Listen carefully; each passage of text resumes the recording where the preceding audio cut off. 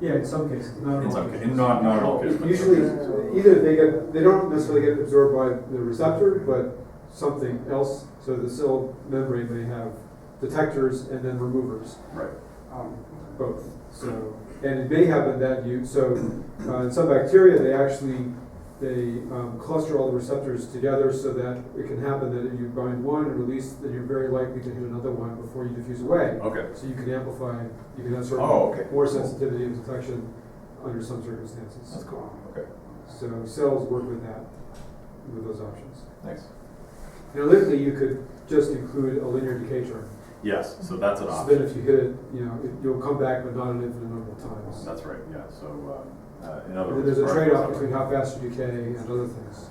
That's right. So particles would have time to live. But in this case, what are we doing? We're proving that the assumption of absorption or removal is ideal. So here's the basic proof technique. Let's say we abandon the fourth assumption and let this particle come back and come back and come back and come back. So this could also be thought of as a model of synapse. Perhaps, yeah.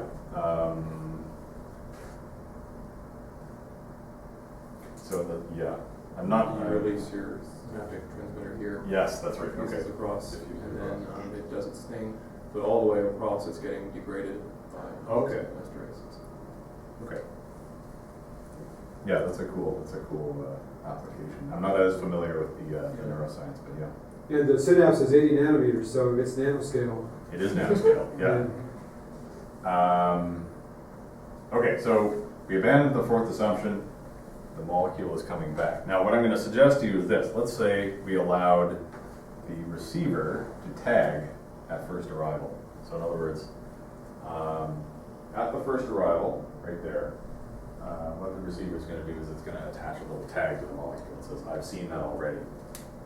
When it comes back, if we assume that this is a Wiener process, the fact that I know I've seen that before, in particular I saw it here, if I know that, then the further trajectory is conditionally independent of this first observation. If it's not a Wiener process, all I need to do really is add enough extra physical states to my observation to make it Markov. So as long as there are enough physical states that exist that I can measure to make this propagation Markov, then all I need to do is observe it there, observe all those physical states. Then if I ever see it again, and I know that I've already seen it, and I know what all its physical states were the first time, I gain no extra information from these additional observations. So in other words, if I tag that molecule, then I can ignore it. I can ignore the tagged molecules after they arrive. On the other hand, if I'm not allowed to tag, if I tag it, then I can ignore the trajectory after that tagging event. On the other hand, if I'm not allowed to tag, I don't know if I've seen this before or not. But what that's called is a degraded channel. And we know that if we have information available to us, such as the tag, and we throw it out and get back to this scenario where the molecule keeps coming back and coming back and coming back, we know that the mutual information must go down. So in other words, the case in which I absorb is equivalent to the case in which I tag, which is superior to the case in which I don't tag and just allow the molecule to come back. So therefore, I'm allowed to assume that I absorb, and I'm allowed to say that that is an information theoretically ideal assumption. So Berg basically makes this argument in Berg and Purcell, 1972 Physics of Chemoreception. okay, He makes exactly this argument that if you don't get any more information from a molecule once it's bound because it's not coming from where the source was anymore. right. Okay. So yeah, that's a classic. Okay, I'm familiar with that paper actually. It's like a third of the way through or something. Okay. Nick knows we did that in class. That's good to know. Actually, I'll make sure I properly reference that. I don't think there's a theorem, but Okay. the argument is there. In any case, what this boils down to is the only property of the Brownian motion that we need is the first arrival time. And in fact, in that case, this distortion, the distortion between x and y, basically is governed by the first arrival time of the molecules. So, now I'm going to discuss a little bit about That's using the timing code. using the timing code. Okay. Oh yes, I should have mentioned this. So I deal mostly with timing in my work, and one of the other things that I've shown, and that I'm not going to talk about today, is that it turns out the other scenarios that I presented in the beginning are special cases of timing. So in other words, if you understand timing and you understand it perfectly, the others, the capacity of the others falls out. So back to what is the best you can do. So we're going to say that the distortion is basically governed by the first arrival time of the molecules from transmitter to receiver. And here are the approaches that we're going to use. We're going to look at, firstly, continuous time with individual molecules. And in this case, I come up with something called the additive inverse Gaussian channel. Secondly, we're going to look at discrete time and multiple molecules. And there I come up with something called the delay selector channel. My objective here is not necessarily to calculate capacity. Well, my ultimate objective is to calculate capacity. But in these scenarios, basically all I'm doing is bounding capacity. Calculating it in certain instances and then showing that that can bound the capacity. So let's look at the first scenario. Additive inverse Gaussian channel. Where does this come from? Here's my two-dimensional Brownian motion once again. And here, what I'm going to notice is that if I'm using timing to express bits, basically what I'm doing is releasing a time t and waiting some time later for an arrival. So the arrival time occurs at time t plus n, where n is the propagation time. So if you've ever taken a course on digital communication, you'll immediately recognize this as signal plus a noise, in other words, an additive noise channel. So digital communication basically deals with nothing but additive noise channels. So in digital communication, the signal is, for example, an amplitude. So I send a certain voltage down a line, and the additive noise is generally a Gaussian random variable that refers to random motion of electrons in amplifiers. So generally what we observe is something like this. So the fact that we can reduce this to an additive noise channel is actually quite important. And in this case, my additive noise is in fact the first passage time. So if we can come up with a closed form distribution for that, then that's actually quite significant. So in the standard Gaussian additive channel, the additive noise has mean zero, whereas here it's strictly non-negative. That's right, it's strictly non-negative, and in fact it's not well described by Gaussian at all. But, so the way in which I've set this problem up, the reason why this area looks rather artificial with my transmitter over here, my infinite plane receiver, and so on, is because the first arrival times are actually available in closed form. So, what I'm going to deal with is Brownian motion with a positive drift velocity v. Positive drift, I mean in the direction of the receiver, this way. If I have a Brownian motion with positive drift velocity v, it turns out first passage time is given by a distribution called the inverse Gaussian. That is kind of a misleading name. You would assume that if it's inverse Gaussian, then the distribution is 1 over the Gaussian. In fact, that's not true.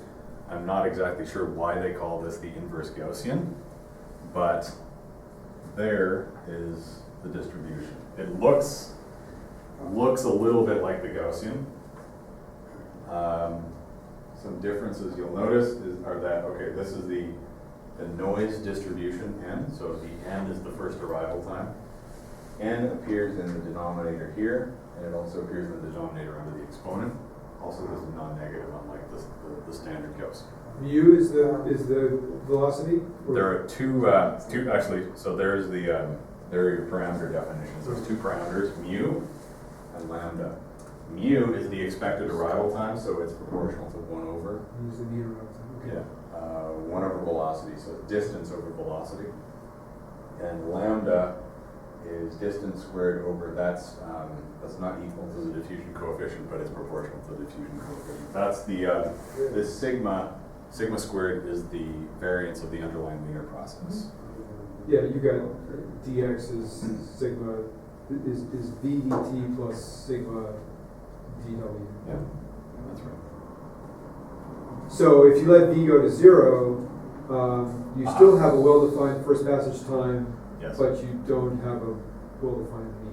That is correct. So when this distribution is only valid, actually it turns out this first passage time distribution is valid for any value of V except 0. In the case where there's negative drift, in other words, if V is negative, then we replace V with absolute value of V. And then it turns out that this governs the first arrival time, but not the probability of no arrival. It's conditional. Yeah. This is the conditional probability of the conditional arrival time given that the particle arrives. Really? I think that's correct. So the now, average, okay, let me back up. That might be wrong. well, I mean, but, because yeah. D, if it's D over the absolute value of V, if I make V large and in the wrong direction, then you're saying if I arrive at all, I arrive very quickly. Because if I don't arrive very quickly, Then it never arrives. I never arrive. That's right. So in the Yeah, case where V is huge and negative, I the have- probability of never arriving is very high. But So- V is drift. V is drift velocity. That's right. So the entropy, So let me back up and say, I know for a fact, I don't analyze the negative drift case. I know for a fact that the conditional first passage time distribution is the inverse Gaussian. I'm not exactly sure about the parameters, but I'm pretty sure it's absolute velocity, absolute value of V. so what about the molecular? I'm glad you asked. Yeah, so you want to get the entropy of this thing, right? And the entropy might be, you could take a limit as V goes to 0 for the entropy. Right. Even if you can't write down the distribution. I would, actually, to answer your question, there is when velocity is 0, there is a different, there's a different closed form distribution. It's actually given 2 or 3 different names in the literature. It's called the Levy distribution or the Pearson 5. I think there's another name as well. But it turns out that when the drift velocity is 0, the probability of arrival eventually is 1, but the mean arrival time is infinite. Yeah, but you still have a 3-House law Yeah. in the time for the 0 case. So what's that sigma for the limiter? So this sigma is the variance of the underlying Wiener process. Right. So it's proportional to the diffusion coefficient. It's not exactly equal, but it's proportional. Okay, so this is what this distribution looks like. Obviously, it's strictly positive.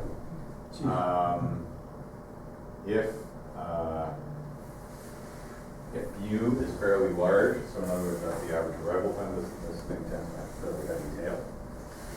What's interesting, if you zoom in right here, and I don't have a graph that does this, if you zoom in right here, it basically sits right on 0 for a little while and then shoots up. So in other words, it does take some finite amount of time on average for the earliest possible first arrival to occur. Okay, let's come back to this expression. If little h of lambda and u is the differential entropy of the inverse Gaussian, and this expression is available in closed form, but it's about this long, so I choose not to put it up. What can I do with that? So the differential entropy of the IG is basically the integral over n of, let me go back a slide or two, the integral over n of Fn times log of Fn. That's the differential entropy. That's the definition of differential entropy.